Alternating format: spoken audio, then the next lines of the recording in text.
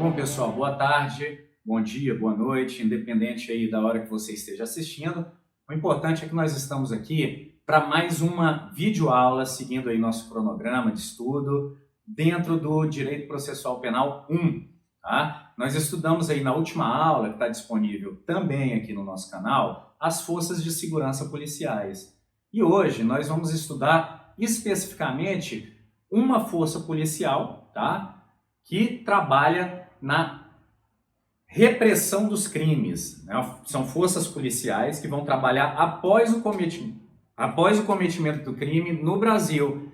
É a Polícia Federal e as polícias civis no âmbito dos estados aí e do Distrito Federal. Então aqui nós vamos estudar a investigação preliminar no Brasil e primordialmente aquele procedimento que é constante lá no Código de Processo Penal, que é o inquérito policial no Brasil, tá? Então nós vamos fazer esse estudo aqui juntos, vamos dar continuidade às nossas aulas, fazendo o estudo aqui da investigação preliminar e do inquérito preliminar no Brasil. Primeiro assunto que nós vamos falar, antes de começar a trabalhar propriamente sobre o inquérito policial, é sobre a persecução penal. O que é a persecução penal? E olha, já alerto aqui que nós vamos adotar a terminologia utilizada na Alemanha e na França, que é a persecução penal como toda atuação estatal que ocorre desde o cometimento do crime até o trânsito em julgado de sentença condenatória. Então, aí nós vamos estar englobando a atuação que acontece na investigação preliminar, a ação penal e o processo penal propriamente dito, com as etapas recursais que são inerentes a ele até o trânsito em julgado, tá? Então toda essa caminhada após o cometimento do crime para elucidar quem cometeu o crime e quais crimes foram cometidos é chamada persecução penal e ela se encerra a partir do momento do provimento definitivo judiciário chamado trânsito em julgado,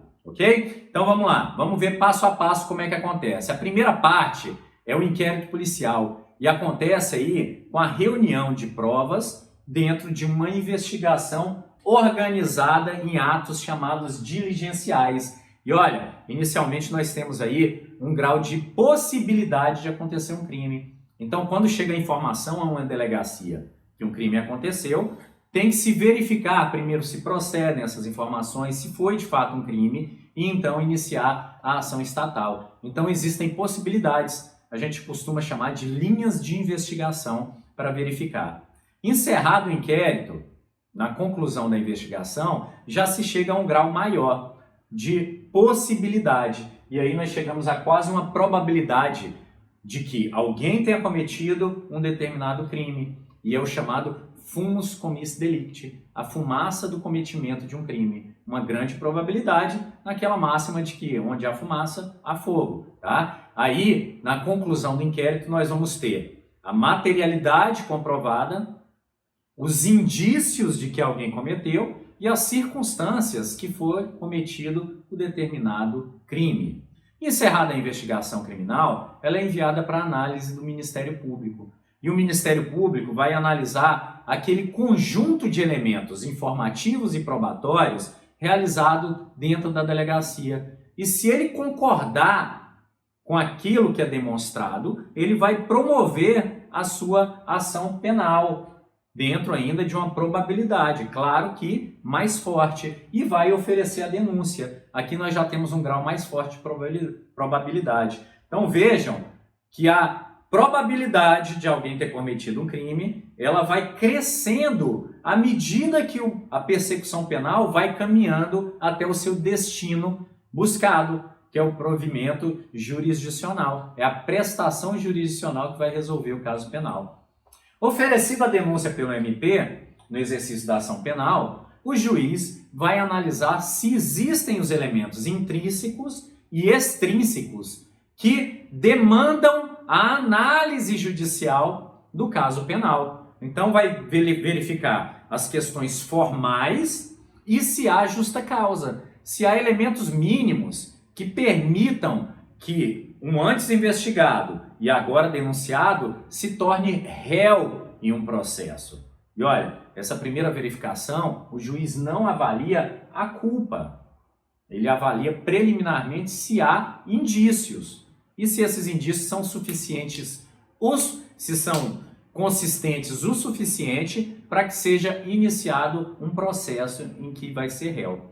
E aí, verificando a dialética processual, então aqui, após recebida a ação penal, vai estabelecer-se uma dialética em que há uma tese acusatória, uma antítese de defesa e o juiz vai chegar a uma síntese. Então, colacionando os elementos que vão estar constantes no debate, na instrução judicial, o juiz vai julgar se aquele caso, se aquela ação vai ter o resultado de condenação ou de absolvição. Então, se vai dar o provimento àquele pedido lá na ação penal ou não. Então, vai dar a sua sentença. E aí, extingue-se a dúvida processual e se chega a um grau de certeza processual. Olha só, certeza processual. É uma grande baboseira falar que encontra-se a verdade na sentença. Não, encontra-se uma verdade processual. Ainda não se tem a certeza de nada, tá? Até porque, vejam só, nós temos inclusive ações impugnativas autônomas que permitem, depois de alguém condenado, que seja revista essa decisão transitada em julgado e que seja desconstituída essa decisão. Então, casos de erro judicial, casos em que novas provas aparecem mostrando a inocência de alguém, são perfeitamente possíveis, ok? Então, até no trânsito em julgado, não se tem a certeza absoluta e insofismável de que alguém cometeu um fato, mas tem-se um grau de certeza constitucionalmente previsto, né, que é o trânsito em julgado, e processualmente validado através do passo a passo aí do devido processo legal, do passo a passo escalonado da persecução penal. Olha só quais são as etapas. A primeira etapa é a investigação preliminar, onde através de diligências vão se levantar aí um conjunto informativo probatório, que vai ser o conjunto base a ser debatido no processo penal, que vai levar, após esse debate judicial, a condenação ou a inocência de alguém. Temos uma segunda parte, que é uma ação ministerial, uma avaliação de quem vai promover do órgão acusador, que é quem vai sustentar aquele caso penal que iniciou sua construção na delegacia, e temos uma avaliação final do judiciário. O judiciário vai fazer uma avaliação final verificando se procede ou não aquele pedido feito pelo Ministério Público, aquele pedido condenatório, dando a prestação jurisdicional. Então, três funções essenciais do Estado vão estar trabalhando na persecução penal. Primeiro o Estado investigador, depois o Estado acusador e, por último, o Estado julgador. Aí vocês podem perguntar, professor, eu não estou vendo aí o defensor público. E olha só, a defesa é essencial no processo penal. É essencial isso, quem fala é a Constituição e quem fala é o Código de Processo Penal. Sem defesa não há dialética, sem dialética não há processo, porque não há processo sem o contraditório, que é uma garantia fundamental do acusado. Mas quando eu falo em funções essenciais, são aquelas que só podem ser exercidas pelo Estado, o investigador, o acusador e o julgador. Tá? Agora, no que tange a defesa é primordialmente promovida pelo particular. Nós temos aí a Ordem dos Advogados, que é quem regulamenta a atuação privada da advocacia, função, repito, essencial. Excepcionalmente, o Estado, para pessoas pobres e carentes, ele fornece a Defensoria Pública. Então, a Defensoria tem um papel relevante, ela atua em um Estado que tem muita desigualdade, muitas pessoas pobres, inclusive são as mais afetadas pelo processo penal, mas não é um órgão típico de Estado. Típico de Estado são os três que estão aqui. Não significa, repito, que seja menos importante. Procedimentos investigativos. Olha só, dentro da Polícia Judiciária, nós temos aí diversos procedimentos. Não só o inquérito policial. O inquérito policial, ele é o mais conhecido, mas não é o único. Nós vamos estudar ele aqui porque ele está dentro do Código de Processo Penal e o nosso inventário, o nosso estudo, vai se fazer dentro dessa caminhada do que está previsto no Código de Processo Penal, mas não é o último. Olha só, ele é o principal, é regulamentado pelo Código de Processo Penal, tá? E é utilizado para investigação de crimes com pena acima de 2 anos. Nós temos aí o termo circunstanciado de ocorrência, que é um procedimento sumário de investigação que é utilizado para crimes de menor potencial ofensivo, que são aqueles que têm a pena máxima de 2 anos, tá? Então, olha só, esse procedimento é regulamentado por uma lei específica, 9.099 de 95, mas é um procedimento policial, é como se fosse um inquérito sumaríssimo, tá? Ele se desenvolve de forma sumaríssima.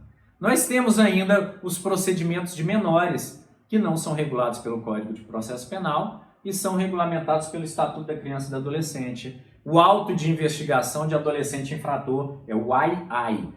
É um procedimento de investigação regulamentado pelo ECA, Estatuto da Criança e do Adolescente, utilizado para investigações de crime, de atos infracionais cometidos por adolescentes com violência ou grave ameaça contra a pessoa. Nós temos também o Boletim de Ocorrência Circunstanciado, BOC, que também é regulamentado pelo Estatuto da Criança e do Adolescente, que é um procedimento sumário de investigação de ato infracional, de crimes que não tenham violência ou grave ameaça contra a pessoa. E nós temos aqui, por fim, as chamadas peças de informação, que é similar a um inquérito. Só que o delegado, nesse caso aqui, ele age sob a coordenação de um ministro ou de um desembargador, no caso de crimes de pessoas que ocupam cargos que têm prerrogativa de julgamento em tribunais. Então, nós temos a regulamentação aí pela Lei 8.038 de 1990, e aí o delegado é a longa manus, ele age não propriamente, não em nome próprio, mas é a longa manus aí do ministro de um tribunal superior ou de um desembargador de um tribunal na investigação. Então é muito próximo do inquérito policial. Então, como vocês veem aqui, o inquérito não é o único, ainda que seja o principal a ser utilizado no Brasil. E aí, vamos entrar propriamente no estudo do inquérito policial. E olha só, é um procedimento, e aí nós vamos já fazer aqui a delimitação do que é o inquérito policial. É um procedimento administrativo, então os atos do inquérito policial são atos administrativos, em que o delegado tem parcela de um poder decisório e parcela de poder postulatório. Significa que um ato, alguns atos, ele vai ter uma delegação processual de parcela de um poder decisório que tipicamente deveria ser do judiciário. Como, por exemplo, quando ele pode apreender bens, quando ele pode prender alguém que esteja em flagrante, né? E alguns poderes postulatórios, em casos de reserva de jurisdição, em que tem que ser as medidas postuladas ao judiciário para que sejam deferidas, tá? Então, olha só, para que serve o inquérito policial como um ato administrativo? Primeiro, e muito importante, preservação das provas e os elementos informativos. Por quê? Aqui no inquérito se inicia a construção do caso penal, caso esse que vai ser defendido pelo Ministério Público na etapa processual, após a ação penal. Buscar elementos informativos e probatórios. Então, olha só, primeiro, agir imediatamente com a preservação, reunir, preserva, reúne e consolida em um documento formal essas provas, reunir as circunstâncias do crime, circunstâncias nos termos lá do artigo 59 do Código Penal. Então, todas aquelas circunstâncias que estão em torno do crime, não são propriamente relacionadas ao crime, mas estão em torno do crime. Consubstanciar a justa causa para que seja oferecida a ação penal ou para que seja celebrado o acordo de não persecução penal. Aí, com o advento da 13964, do pacote anticrime, o MP pode não oferecer a ação penal, mas pode aí celebrar um acordo de não persecução penal. Ou, quando ausentes, para que o Ministério Público promova o arquivamento. Então, o delegado prepara o terreno, faz a coleta e o Ministério Público vai fazer a defesa jurídica postulando isso em juízo, tá? Quais são os elementos do inquérito policial, os elementos que se buscam no inquérito policial. Primeiro, os essenciais, é o fumus commissi delicti. O inquérito policial tem que, ao final, levantar os indícios de autoria, podem ser indícios mais fortes ou mais fracos, então indícios são elementos informativos e probatórios que apontam para a probabilidade de que alguém cometeu um determinado crime, e a materialidade, que são as provas que são colhidas no âmbito já do inquérito, que apontam para a certeza do crime. Então vejam só, testemunhas de que fulano pode ter matado cicrano. Então testemunhas, fragmentos, perícia papiloscópica e a comprovação de que o crime aconteceu. Então a perícia necroscópica que identifique que a pessoa que morreu por um disparo de arma de fogo que atingiu um órgão vital. Então que a morte foi não natural, a morte foi antrópica, foi ocasionada por outrem. Então ocorreu um crime, tá? E nós temos os elementos acidentais, que são aqueles elementos do artigo 59, são aqueles que giram em torno do crime, que são também fundamentais para toda uma sorte de decisões que vão ocorrer na etapa judicial, nas medidas cautelares, enfim, em determinadas outras partes aí da persecução penal. Atribuição do inquérito policial. Quem preside o inquérito policial é o delegado de polícia, tá? O delegado de polícia, que é chamado de autoridade policial pro Código de Processo Penal. E aqui faço uma ressalva. Não é o delegado de polícia a única autoridade pública. Ele é autoridade policial nos termos do Código de Processo, porque é quem preside a primeira etapa da persecução penal. Mas claramente uma autoridade pública pode ser aquela pessoa, aquele funcionário, servidor público, que está representando o Estado em um determinado local. Então um agente de anemia que vai numa residência e entra para fazer algumas verificações, ele é uma autoridade pública para aquele ato, né? Então, o delegado aqui é uma autoridade pública pro processo penal, tá certo? Então, olha só, o artigo 4º do Código Penal já vai trazer aí uma luz pra gente. Vejam só, a polícia judiciária, então, polícia federal ou polícia civis, será exercida pelas autoridades policiais. E essa autoridade policial aqui, que é o delegado de polícia.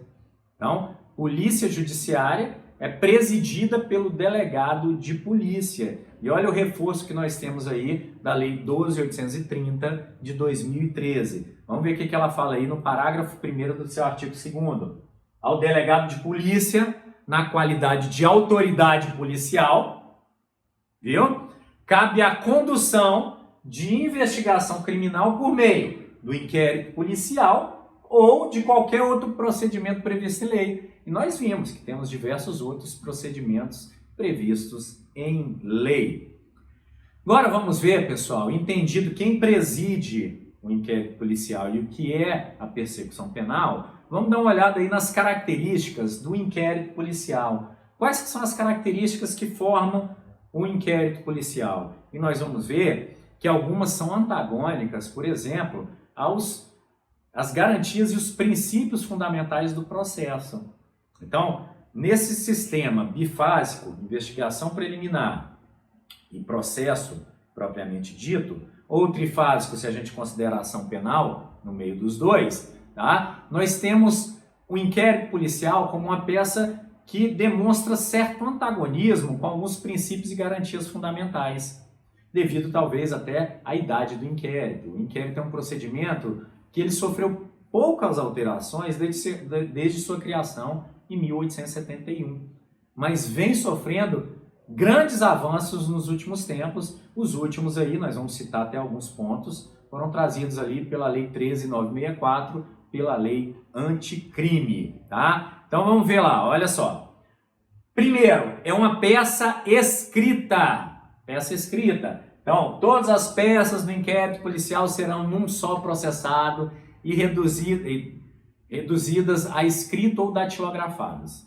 Tá? Imaginem que lá no começo do inquérito policial, lá no Código de 40 e até antes disso, era tudo manuscrito no inquérito policial. Né? Imaginem aí a dificuldade que se tinha. Tá? Então, depois datilografado E, atualmente, tudo acontece em processos eletrônicos. Nós temos aqui, sendo levado pela Secretaria Nacional de Segurança Pública do Ministério da Justiça, um programa que chama Procedimento Policial Eletrônico, PPE. Tudo é feito como no EPROC. E o que está sendo trabalhado aqui no estado do Tocantins é que esse procedimento eletrônico ele se comunique direto com o processo eletrônico do EPROC. Olha só que maravilha. Então, tudo processado eletronicamente. É a modernidade, a pós-modernidade, para ser mais exato. Professor, mas esse negócio tem que largar de mão, temos que partir para outro ponto. Olha só, nós estamos fazendo aqui uma videoconferência. E olha, é permitido também no inquérito a videoconferência, similar ao artigo 405, em seu parágrafo 1º. Olha só o que fala. Sempre que possível, o registro dos depoimentos de todos os envolvidos, tá? E eu falo depoimento no sentido lato, termo depoimento, termo declaração, interrogatório, tá? Será feito pelos meios da gravação magnética, estenotipia, digital ou técnica similar, inclusive audiovisual. E olha que bacana, Tocantins está caminhando nesse sentido. Muitas centrais de atendimento já fazem por meio audiovisual as oitivas. Isso agiliza e principalmente, olha só, dá mais fidelidade às informações. Uma coisa é você ler o texto escrito e frio. Outra coisa é você ver o depoimento, o interrogatório, a declaração, olhando as expressões, como que o corpo da pessoa fala. Então, as expressões, os traquejos, a pessoa que... Então, dá para se fazer uma leitura de outros elementos que não só os elementos orais ou escritos que compõem os autos. Então, é peça escrita, mas olha, se você faz por audiovisual, vai estar lá no termo escrito, conforme oitiva em anexo realizada por procedimento audiovisual, tá? Então, nos fóruns já é realizada também, tá? Então, se vocês acompanharem audiências de custódia, enfim, já é realizado também pelo processo audiovisual. Infelizmente, o EPROC ainda não manda o visual, só manda o áudio ainda. Peça dispensável. Poxa, professor, mas pode se jogar fora o inquérito? Pode, se tiver outra investigação, se tiverem elementos suficientes. Então, olha só, o órgão ministerial dispensará o inquérito se, e aí vem o se, né? Se, com a representação, forem oferecidos elementos que o habilitem a promover a ação penal. Então, se ele tiver outros elementos que possibilitem a promoção da ação penal, ele pode dispensar um inquérito policial. Via de regra, isso não vai acontecer. E olha só, ainda mais agora com o advento da Lei 13.869, a nova Lei de Abuso de Autoridade, que ela fala que dar início ou proceder à persecução penal, e a lei fala persecução começa a segunda parte, a ação penal, né? Civil administrativa sem justa causa, poderá constituir-se abuso de autoridade. Então, olha só, como que o Ministério Público, sem o substrato de uma investigação anterior, vai saber se existe ou não justa causa? Via de regra, não vai ser possível. Alguns casos vai. O Ministério Público pode promover suas próprias investigações através do PIC, Procedimento de Investigação Criminal. Se ele proceder uma investigação própria, ele já vai ter os elementos que vão apontar para a justa causa. E tendo esses elementos, nos termos do 39, parágrafo 5, pode promover a denúncia, sem problema nenhum. Então, é dispensável nesse sentido, que pode existir outra investigação. Não que vai se dispensar as investigações feitas pelas polícias judiciárias. O que mais que nós temos aí? O sigilo. O inquérito policial é diferente do processo. O processo ele tem como característica a publicidade. A publicidade é a regra. O inquérito, o sigilo é a regra. E olha só, a autoridade assegurará o sigilo necessário à elucidação da investigação ou exigido pelo interesse da sociedade. Vou dar um exemplo.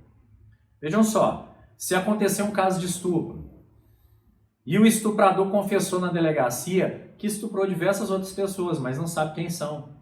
Talvez colocar o retrato dessa pessoa para que outras vítimas venham se manifestar seja essencial. Então há um interesse público por detrás. O que não pode é fazer a divulgação inadvertida das investigações para autopromoção de agentes públicos. Isso é terminantemente proibido e reforçado atualmente com a lei de abuso de autoridade. Nós vamos ver daqui a pouco. Professor, e esse sigilo? Significa o quê? Gente, é um sigilo extraprocedimental. Significa que o sigilo que se fala aqui, ele é válido para quem não compõe essa relação procedimental. Ou seja, para quem não é investigado. Para quem é investigado, há o direito de acesso aos autos do inquérito policial. Para quê? Para que se possa promover a sua defesa. Ainda que não seja uma defesa plena no âmbito do inquérito, há o direito assegurado de se acessar os autos do inquérito. Vamos ver. Estatuto dos Advogados. Lá no artigo 7º tem a previsão, o advogado vai ter livre acesso aos autos do inquérito. Como eu estava falando, o sigilo é extraprocessual. O advogado, ele vai ter pleno acesso aos autos do inquérito, tá? A não ser aquelas diligências que foi decretado sigilo ou judicial ou pelo próprio delegado. Quais são essas diligências? Aquelas que, se o advogado tiver acesso, elas vão perder a eficácia. Vou dar um exemplo para vocês, interceptação telefônica. Imagina se eu tenho uma interceptação telefônica apensa aos autos principais do inquérito. E o advogado do investigado acessa. Ele vai ligar para o seu cliente e falar, olha, você está sendo ouvido aí pelo delegado, desliga os telefones. Ou se eu tiver previsto uma diligência de busca e apreensão na casa do investigado. Então, existem diligências que elas são sigilosas por natureza. Essas não vai ter o acesso. Olha só, antes da alteração que nós tivemos no Estatuto da Ordem dos Advogados, nós já tínhamos a súmula vinculante 14, que previa a mesma coisa, o acesso aos autos pelo advogado do investigado. Tá? Então, vejam só, a lei de abuso de autoridade veio reforçar o quê? Que é crime de abuso impedir o defensor ou advogado ter acesso aos autos de investigação preliminar. Olha só, há outros procedimentos de investigação também. Ressalvado, vejam o que eu falei, o acesso a peças de diligências em curso ou que indiquem a realização de diligências futuras cujo sigilo seja imprescindível. Olha que bacana. Então, reforço o quê? Que o inquérito é um procedimento sigiloso. Em algumas peças, sequer o advogado pode acessar. E olha só, o sigilo extraprocedimental que eu falei, para quem não participa da relação procedimental, está assegurado aqui no artigo 38 da Lei de Abuso de Autoridade também. Quando ela fala que o delegado não pode antecipar, por meio de comunicações, inclusive rede social, a atribuição de culpa antes de concluída a apuração e formalizada a acusação. Lembra aquela etapa da persecução? Se formalizada a acusação, ele fala, olha, é o acusado. Por quê? Porque quem define a culpa, nós vimos, é só o trânsito em julgado de sentença condenatória. Que o delegado pode falar numa entrevista, então, olha, existem indícios que o investigado cometeu o crime, sem problema nenhum. Ele não pode dar elementos do crime atribuindo culpa de forma indevida. Beleza? Então, procedimento sigiloso, procedimento inquisitório. Então, vejam, nós temos um procedimento que, segundo a Constituição, a persecução penal deve ser acusatória e temos dentro dessa persecução essa etapa preliminar que tem característica inquisitória. Parece um antagonismo, mas uma menor carga contraditória no inquérito policial é essencial para a coleta de elementos para formação do caso penal. Então vamos ver quais que são as decorrências de ser um procedimento inquisitório. Tá? Procedimento inquisitório, então, porque tem mitigados alguns direitos e garantias fundamentais, como o direito do inciso 55 do artigo 5º, contraditório e ampla defesa plenos. Eles não acontecem plenamente no inquérito policial. Então vamos lá. A oficiosidade. O inquérito só pode ser feito por órgão oficial. Obrigatoriedade. O delegado é obrigado, assim que sabe do cometimento de um fato criminal, a iniciar a investigação. Ele não faz isso por escolha. Então vejam, nós temos o seguinte, o delegado que não inicia uma investigação de um crime de ação pública incondicionada, ele pode estar cometendo um crime aí de omissão, uma prevaricação, por exemplo. Tá? O delegado que inicia, por sua vez, sem que haja um crime, pode estar cometendo um abuso de autoridade. A ação pública, ela trabalha, principalmente no processo penal, em uma fina linha de navalha, em que trabalhar a mais pode ser crime e a menos é crime. Só o que é validado, só o que legitima a ação estatal é trabalhar dentro do devido processo legal. Unilateralidade na gestão de provas. Veja só, a atuação do delegado é feita de forma unilateral, mas não tão somente. Então, quem decide quais diligências vão ser feitas no inquérito é prioritariamente o delegado, mas a defesa também pode sugerir investigações, tá? Então, pode sugerir. A defesa tem uma participação mitigada, mas não é nula. No próprio Estatuto do Advogado, no artigo 7º, é prevista a possibilidade do advogado pedir diligências ao delegado, fazer perguntas depois que o delegado faça oitiva para testemunhas, tá? O que já consolida uma abertura do inquérito policial ao contraditório e a um certo tipo de defesa. Eu não vou falar ampla defesa porque está longe de ser ampla dentro do inquérito policial. Discricionariedade diligencial mitigada. Então, o delegado tem uma discricionariedade mitigada. O 184 fala que a autoridade poderá negar, tá? Mas quando não for necessário o esclarecimento da verdade. Então, se for uma diligência que é essencial para esclarecer a verdade, solicitada pela defesa, se o delegado negar, a defesa pode buscar o socorro judicial através aí do mandado de segurança, por exemplo, tá? Então, o delegado só pode negar, segundo 184, quando não for essencial para o esclarecimento da verdade. Olha, a negativa do delegado, como de qualquer agente público, tem que ser fundamentada.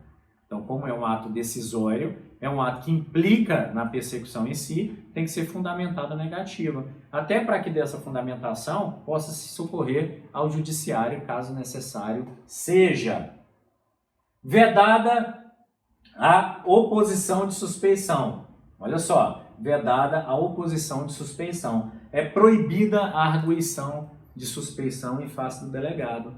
Mas o código fala que deverá o delegado se declarar suspeito nos casos legalmente previstos. E aí vai fazer-se a analogia com os casos de suspeição judicial. Então, não se pode arguir, mas o delegado deve, como dever de ofício, arguir a suspeição. Tá? Só voltando um pouco aqui, na discricionariedade mitigada, fala o artigo 14, olha só, que o delegado vai decidir, tá, a juízo próprio se faz ou não a diligência. Isso aqui inclui-se no que eu falei, na necessidade fundamental por que não fazer dessa diligência. Entendo eu que essa decisão de não fazer a diligência só é válida se ele comprovar que não é necessária essa diligência para o esclarecimento dos fatos investigados. Vamos ver algumas alterações aqui, gente, na lei anticrime acerca desse procedimento inquisitório. Então, o pacote anticrime, a lei anticrime, como queiram chamar, ou a lei 13.964 aí de 2019, ela trouxe alguns dispositivos que, apesar de estarem suspensas, que são aqueles dispositivos do artigo 3A ao 3F, relativos ao juiz de garantia, ia consolidar e ampliar a constitucionalidade aí do inquérito policial. Vejam só, 3A e 3F trariam uma ampliação do sistema acusatório para dentro da sistemática persecutória brasileira. Olha só, eu trouxe alguns exemplos. Unilateralidade na gestão de provas, que nós falamos antes, ia ter uma mitigação, porque as alterações permitiriam o contraditório em audiência pública bilateral na presença do juiz das garantias, tá? Por causa de provas consideradas urgentes, deferimento de assistente técnico, acompanhamento de diligência, acompanhamento de homologação ou não de acordo de não persecução, que ainda é feito, ainda que sem o juiz de garantia, é feito na presença obrigatória do advogado.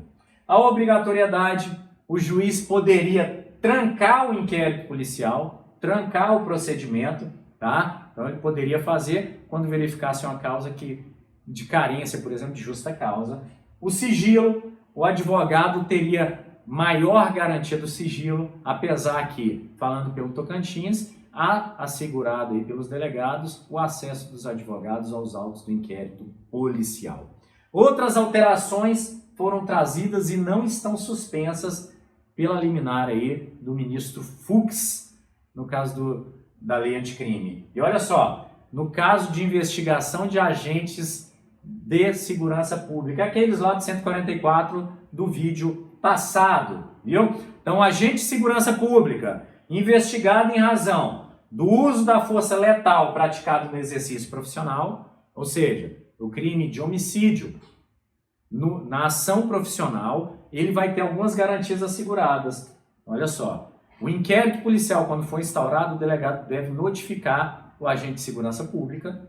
Se o agente de segurança não nomear um advogado, o delegado deve notificar o órgão ao qual ele esteja vinculado e o órgão deve nomear um advogado para acompanhar toda a investigação. Então vejam, o inquérito, via de regra, o advogado é facultativo.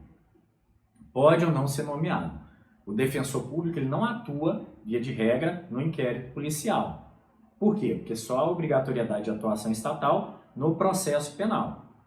Então, nessa etapa persecutória, para os agentes de segurança, que no uso da força letal, caso de homicídio, na ação policial, eles têm garantida obrigatoriedade da presença de um advogado. Vejam, não é ainda a ampla defesa, mas já incide-se o princípio do inciso 55 do artigo 5º para esses agentes da segurança pública.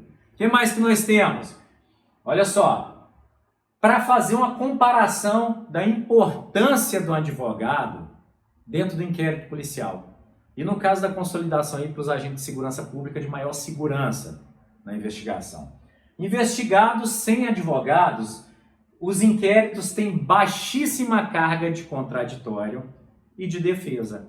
Então, eles são feitos basicamente na visão do delegado. Então, se o delegado tiver a visão de imparcialidade, o inquérito vai ser feito de forma imparcial. Se ele tiver a visão do lado da acusação, o inquérito vai ser feito com um viés de acusação e não acusatório, né? O investigado que consiga constituir um advogado junto ao inquérito, a gente percebe uma grande carga de contraditório. Então, o advogado vai estar presente, vai solicitar diligências, vai acompanhar oitivas, vai fazer perguntas e ele já consegue promover uma defesa no início, no nascimento do caso penal. No caso de investigado agente de segurança pública, a obrigatoriedade garante uma grande carga de contraditório e uma carga de defesa dentro do inquérito. Então é bom, nós só temos agora que buscar ampliar isso para outras parcelas da sociedade. Tá? Outras características, o procedimento é indisponível. O delegado de polícia não pode arquivar o inquérito policial. Tá? A autoridade vai ter que remeter, o Ministério Público vai analisar se é caso de arquivamento. E se for, o Ministério Público vai promover o arquivamento do inquérito policial. Então, o que pode o delegado? Vamos supor que eu estou investigando um caso e lá verifico que não cometeu-se nenhum crime. Tá? Aquilo não foi um crime. Eu não posso arquivar. Eu vou mandar para o Ministério Público e nas minhas conclusões eu vou falar, olha, promotor, sugiro que arquive esse procedimento. Essa minha sugestão não é vinculante. Eu vou sugerir que seja arquivado. Mas quem vai decidir se promove ou não o arquivamento é o Ministério Público. Então, o ato de arquivamento é um ato que tem um grande controle no âmbito da persecução penal. É um ato que vai ser sugerido pelo delegado de polícia, então o delegado vai concluir o inquérito e pode sugerir o arquivamento, mas vai remeter ao judiciário e o MP que vai decidir as ações. Se o MP concorda com o delegado, ele vai fazer a promoção pelo arquivamento do inquérito policial. E olha, vai submeter isso para a homologação do judiciário. Então, o judiciário pode concordar ou não, nós vamos ver que há uma sistemática aí, caso o judiciário não concorde. A lei anticrime cria um novo dispositivo em que não precisaria do judiciário para decidir sobre o arquivamento.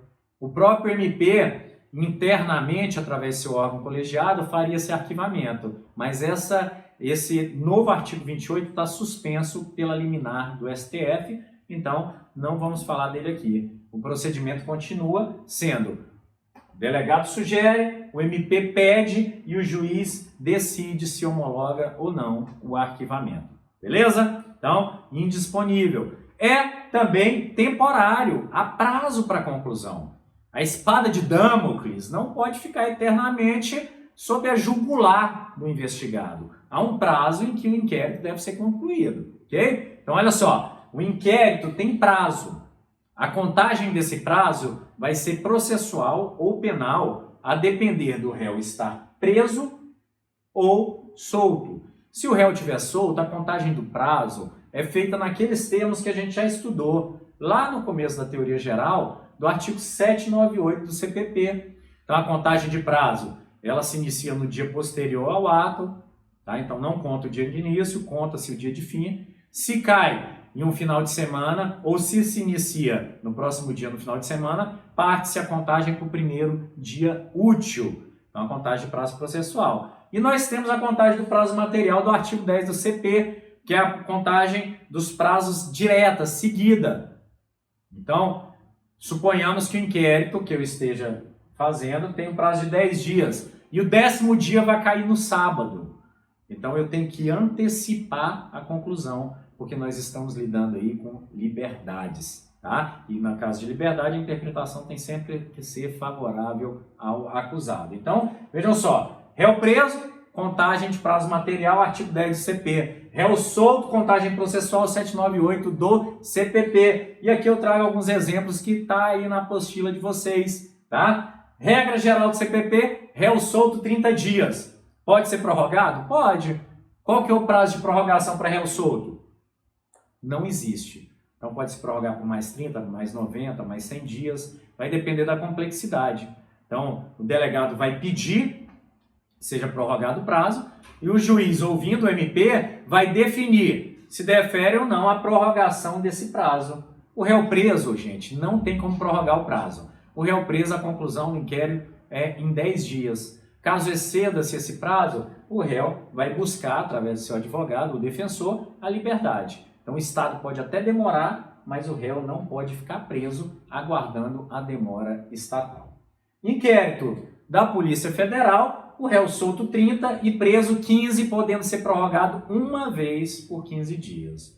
No caso da Lei de Drogas, 11343, nós temos o prazo de 90 mais 90 dias, então uma prorrogação só. A lei é expressa, 90 mais 90 dias aí para prorrogação. E no caso de réu preso, 30 mais 30 dias, não podendo ser prorrogado por mais uma vez. Então, 30 mais 30 dias é um prazo bem mais longo, até pela complexidade que envolve esse tipo de crime. Crime contra a economia popular, tanto solto quanto preso, 10 dias. E crimes hediondos, no caso de réu preso, temporariamente por crime hediondo, 30 mais 30 dias. Então, 30 prorrogável por mais 30 dias, nos casos de réu preso, temporariamente por cometimento de crime hediondo. Valor probatório do inquérito, gente, é relativo.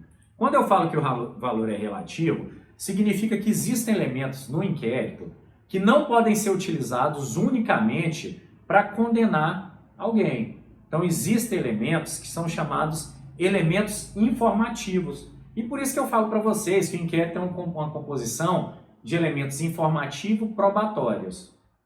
Os elementos informativos são elementos que devem ser repetidos na etapa processual e não podem ser utilizados exclusivamente para consubstanciar a sentença do magistrado. Então, vou dar um exemplo. Interrogatório, a confissão, o reconhecimento, as oitivas de testemunhas, todos esses procedimentos devem ser repetidos na etapa judicial. Se repetidos e confirmados na etapa judicial, ok. Se não repetidos, podem ser utilizados na sentença, mas se estiverem consubstanciados em outros elementos probatórios produzidos na instrução criminal. Mas o inquérito também produz provas. A primeira delas é a prova cautelar. que são provas produzidas após autorização judicial.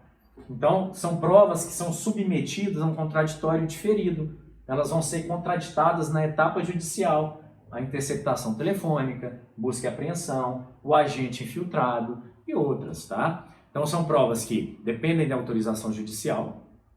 Tendo a autorização judicial, elas vão ser contraditadas na etapa processual, mas podem ser utilizadas exclusivamente para consubstanciar uma sentença, tá?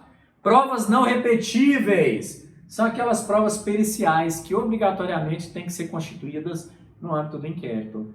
Então, não tem como, por exemplo, eu fazer uma perícia necroscópica em um cadáver só na etapa judicial. Imagina, o corpo já vai estar em absoluta decomposição, né? Então, tem que ser feita lá no inquérito policial e é válido como prova já.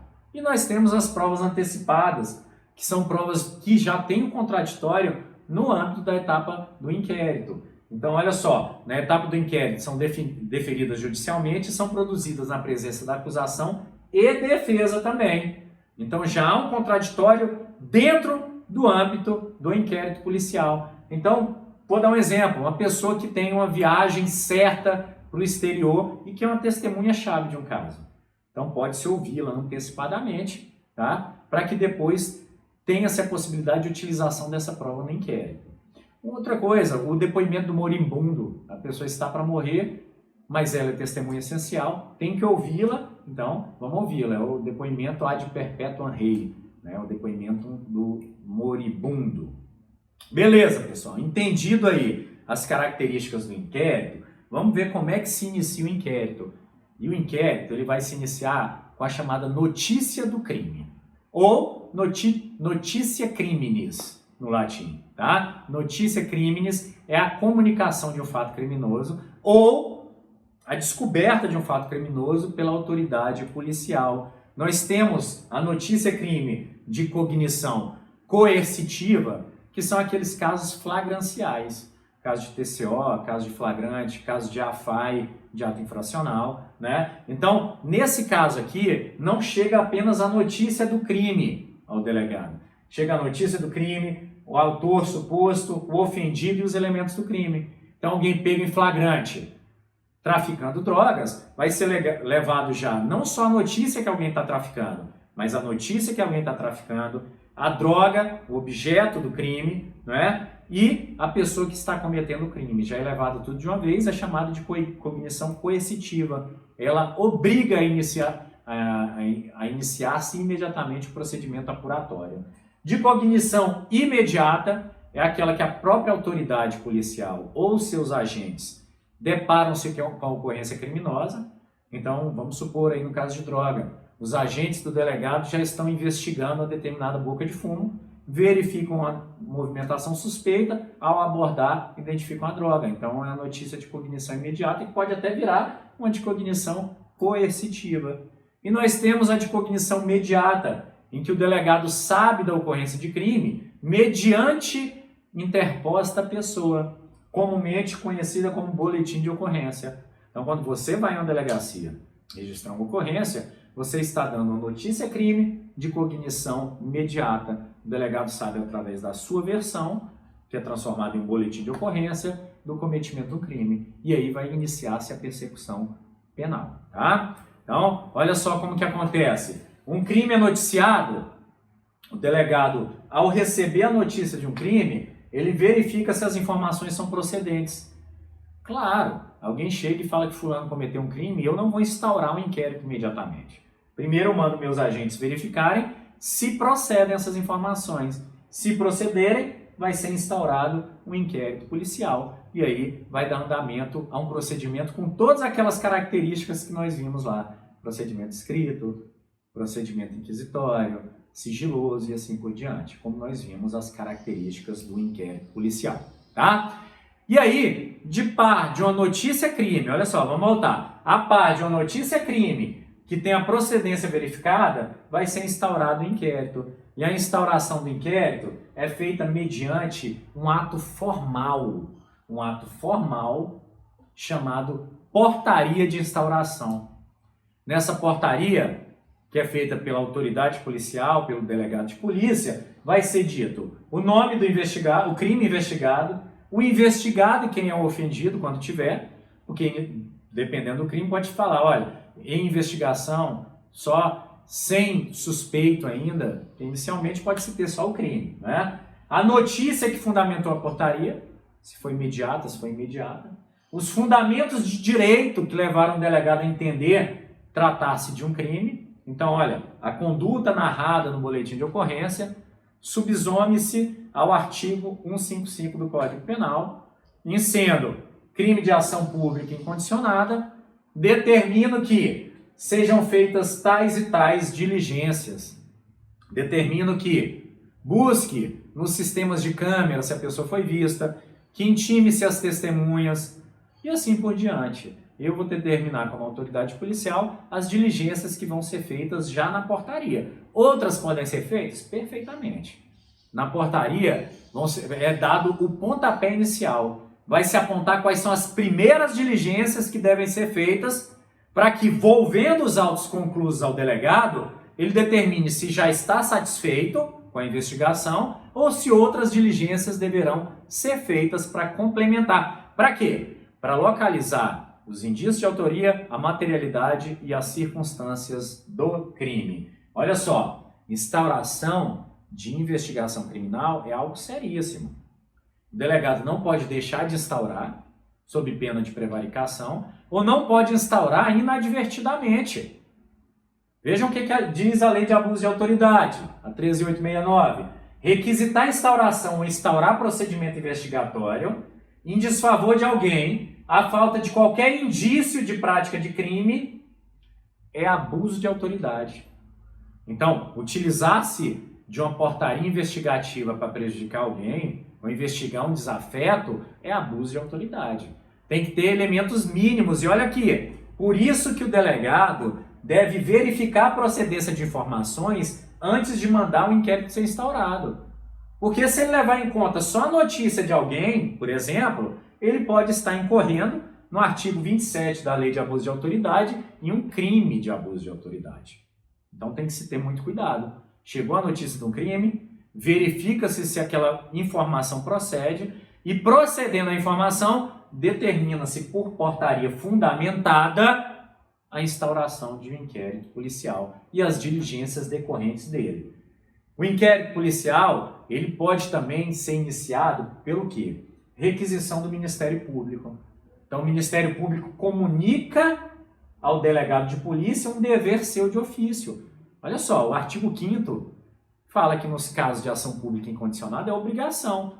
Quando o Ministério Público manda a notícia de um crime, através de uma requisição ministerial, o delegado está sendo informado de uma obrigação de ofício.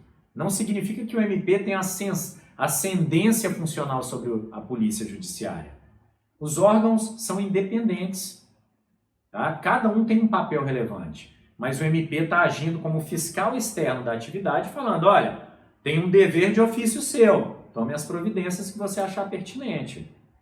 Estou falando isso aqui por quê? Porque não é sempre que o delegado deve atender a requisição ministerial. Olha só, quando não há indício de prática de crime e o delegado atender essa requisição, ele que vai estar cometendo um abuso de autoridade. Não. Então, justificadamente, devolve a requisição ministerial informando que não existem elementos ali de justa causa no entender do delegado, que é uma autoridade que tem autonomia também. Quando não houver justa causa fundamentada, artigo 30 também da Lei de Abuso de Autoridade, um texto similar a esse aqui. Ou quando não houver supedâneo legal para o pedido. Então, o Ministério Público requisitar a instauração, por exemplo, de um crime condicionado à representação. Não. O delegado só pode iniciar a investigação quando houver manifestação da vítima ou dos sucessores processuais, cônjuge, ascendente, descendente ou irmão, ou no caso de menor, seu representante legal. Então, fora isso, caso de ação condicionada, há uma condição prévia para isso. Coloquei aqui o juiz, porque há previsão no dispositivo do artigo 5º. Mas vejam só, no sistema acusatório inaugurado pela Constituição, em que o juiz, o Estado judicial, é regido pelo princípio da inércia, o juiz não pode agir de ofício e determinar a instauração de um inquérito pelo delegado de polícia. Imagina isso na comarca do interior, em que há um juiz criminal e um delegado de polícia. O juiz determina que o delegado instaure o inquérito. Quem vai julgar? É o juiz. Ficaria estranho, né? Fragilizaria ou afastaria em absoluto a imparcialidade, que é requisito essencial para o exercício da jurisdição, tá? Então, o juiz não pode, na nossa ordem instituída, requisitar a instauração de inquérito. E por isso, gente, olha só um parêntese, por isso aquela celeuma no Supremo, quando o presidente, ministro Toffoli, determinou a instauração de uma investigação no âmbito do Supremo contra as fake news. Veja só como isso viola o princípio da inércia jurisdicional, ainda que seja nosso órgão máximo e ainda que esteja previsto no regimento interno do Supremo. Pode até estar previsto lá, mas a Constituição veda o exercício de ofício do Judiciário. É aquela questão, cada poder exerce uma fração, cada órgão exerce uma fração do poder persecutório. Ninguém exerce ele por completo. Seria poder demais na mão de um só órgão. Historicamente, nós já vimos que isso dá errado. Alguns crimes condicionados à requisição do ministro da Justiça exigem que o ministro da Justiça requisite a investigação. Então, crimes contra o presidente, crimes contra o patrimônio da União cometidos em estrangeiro e assim por diante. Requerimento da vítima ou representante legal, nos casos aí de crimes de ação privada também, é requisito sine qua non. E naquele último caso lá, se o delegado se recusar a instaurar um inquérito, cabe recurso ao chefe de polícia. Então, delegado-geral ou delegado-chefe, ou nos locais em que não tiver, o próprio secretário da Polícia Civil. Ok? Diligências. Então, iniciado o inquérito, que com aquelas características, por meio de portaria ou de auto de prisão em flagrante, iniciam-se os atos de investigação. Eles são chamados de diligências investigativas. Então, diligências são atos de investigação que buscam o quê? Indícios de autoria e materialidade. Buscam coletar provas e elementos informativos para a construção do caso penal. Então, quando o delegado determina as diligências iniciais lá na sua portaria, olha só, as diligências iniciais, ele está buscando construir o caso penal que vai ser defendido judicialmente lá pelo Ministério Público e debatido pela defesa. Então, olha só, dentro dos poderes que o delegado tem em seguir as linhas de investigação para chegar-se à conclusão do caso penal, o delegado tem poderes decisórios. São atos autoexecutórios. Veja só que legal. Atos em que o delegado pode decidir. Então, vejam só, ordem de missão policial determina seus agentes que tomem determinadas medidas, pode fazer a reconstituição de um crime, apreender objetos, então apreender carros, apreender telefone, apreender outros objetos, arma de crime. Então veja, não precisa pedir ao judiciário, o delegado determina a apreensão. Tá? Prisão em flagrante, pode prender, só duas autoridades podem efetuar prisão no âmbito do Código de Processo, é o juiz de direito, né, através do mandado de prisão, e o delegado de polícia, através do auto de prisão em flagrante. Requisitar perícias, então o delegado determina que sejam feitas perícias e coloca as perguntas que quer que sejam respondidas, que são chamadas quesitações. Pode requisitar sinais, informações, no caso de tráfico de pessoas em que o juiz não dê a decisão em um determinado prazo. Medidas protetivas de urgência, no caso da Maria da Penha, em que não for sede de comarca, aquela localidade que o delegado de polícia está.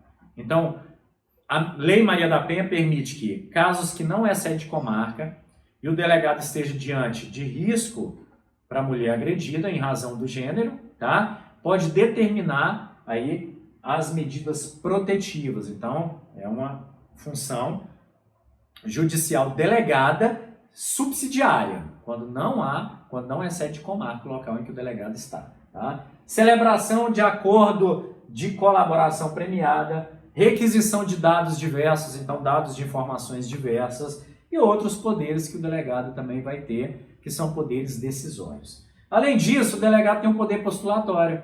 Ele pode postular em juízo algumas medidas que dependem de autorização judicial. São aquelas protegidas constitucionalmente pela reserva da jurisdição. Então, olha só, busca e apreensão quando não for caso de flagrante. Então, em caso de flagrante delito, que houver fundados indícios e possibilidade de perecimento do flagrante, o delegado pode determinar de ofício. Tá? Então, alguns casos sim, outros não, tem que fazer o pedido e o juiz decretar, porque é uma violação do domicílio. Interceptações telefônicas, telemáticas ou eletrônicas, a lei 9296. Prisão temporária, então a prisão em flagrante, o delegado que vai decidir por ela. A prisão temporária, ele tem que fazer o pedido para o juiz. Prisão preventiva, do mesmo jeito, fazer o pedido para o juiz. Medidas cautelares diversas da prisão, o rol do 319. Pode pedir ação controlada, que é deixar de autuar em flagrante. Por exemplo, eu esteja monitorando a entrega de drogas. Para que eu não seja obrigado a prender em flagrante, eu peço uma ação controlada para conseguir prender todo mundo envolvido naquele determinado tráfico de drogas. Sequestro de bens, então bens que sejam produtos do crime, eu posso pedir o sequestro desses bens. E a função de polícia judiciária, que é auxiliar do poder judiciário e também para cumprimento de buscas e apreensão e auxiliar em outras medidas gerais do poder judiciário. Então são todos os poderes que o delegado pode utilizar para fazer as diligências. E quais são essas diligências, gente? Olha, não existe possibilidade de elencar todas as investigações que podem ser feitas. O crime, ele se molda ao tempo. Então, um determinado crime, ele vai se moldando. Então, os golpes vão modificando, a utilização de celular, WhatsApp, internet, assim por diante, vão se moldando com o tempo. Se o Código de Processo fixasse as diligências, ele ia trazer inefetividade à investigação policial. Então, o delegado é livre, ele não pode fazer para a investigação o que é proibido pela lei. Algumas coisas ele tem poderes delegados a ele, então são poderes que era para ser do judiciário e que são excepcionalmente delegados ao próprio delegado de polícia, daí vem o nome. Outros ele pode postular em juízo e também vai auxiliar o poder judiciário aí. A conclusão do inquérito policial. O inquérito policial, ele se conclui com uma peça formal. Até 2013, gente, nós tínhamos formalmente só o artigo 10 no parágrafo 1º do CPP. Então, até 2013, nós tínhamos formalizado só o relatório final, que era uma mera descrição de todas as diligências que foram feitas no âmbito do inquérito policial. Então, olha, o inquérito policial iniciou no dia 10, foi determinado que fosse intimado fulano, cicrano, beltrano, foram ouvidos cicrano e beltrano, feita a perícia A, B e C, só isso, sem poder opinar. A partir de 2013, nós tivemos, com a Lei 12.830, o ingresso aí, a formalização de algo que já era feito na prática, que é o ato de indiciamento, que é o quê? Olha só, o indiciamento, que é privativo do delegado, é um ato fundamentado mediante análise técnico-jurídica de todo o conjunto investigativo, que vai indicar a autoria, a materialidade e as circunstâncias que foi cometido o crime. Então, é a visão do delegado acerca da investigação e uma peça conclusiva. É um ato deliberativo formal em que o delegado que estava ali no calor investigativo vai dar a sua opinião sobre um determinado crime. Então ele vai fazer o quê? Uma análise jurídica própria que vai apontar quais crimes ele entende que tenham sido cometidos pelo investigado e se foram cometidos pelo investigado. Então, o delegado, quando indicia, significa que ele entende e ele vai explicar no ato de indiciamento por quê que tal pessoa cometeu um crime. E isso, gente, não vincula o MP em sua opinião. Isso ajuda demais o MP. Por quê? Porque o delegado está no calor do momento, ele está acompanhando, ouvindo as pessoas, diligenciando com seus agentes. Então ele conhece o caso penal. E por isso ele vai fornecer essa opinião para o Ministério Público, quando analisar aqueles documentos e provas, ele entender qual que vai ser a sua estratégia de acusação a oferecer a ação penal. Então vejam, não existe um papel melhor que o outro ou um superior ao outro. Existem atos complementares. Os atos se complementam para o melhor exercício da persecução penal. Então o delegado dá opinião que vai ajudar o Ministério Público a fazer a defesa jurídica daquele conjunto probatório que foi levantado e construído através das diligências que o delegado de polícia fez. É um ato privativo do delegado de polícia e pode ser feito de forma direta, quando intima-se o acusado e fala, olha, você está sendo indiciado por isso, isso e aquilo outro, ou pode ser feito de forma indireta, quando não é necessária a presença do acusado, gente. Então, resumidamente, tá? E eu falo resumidamente mesmo, nós temos aqui todo o retrato do que é o inquérito policial no Brasil e do que é a investigação preliminar no Brasil. Para complementar todo esse conjunto aí, pessoal, nós temos o material, as questões que vão estar lá no portal do aluno, e eu vou estar à disposição de vocês entre as 19 e as 20 horas para a gente discutir, tirar dúvidas e sanar eventuais questionamentos que vocês tenham acerca desta nossa temática apresentada. Ok, pessoal? Então, semana que vem nós vamos estar de volta. Estudem, assistam as videoaulas e tragam essas dúvidas para mim sobre o inquérito policial. Espero que tenham gostado e nos vemos aí na próxima semana. Sem esquecer o recado de sempre. Lavem a mão, saiam o mínimo de casa, se preservem, que logo, logo nós vamos passar por essa pandemia. Um abração a todos aí e bom descanso.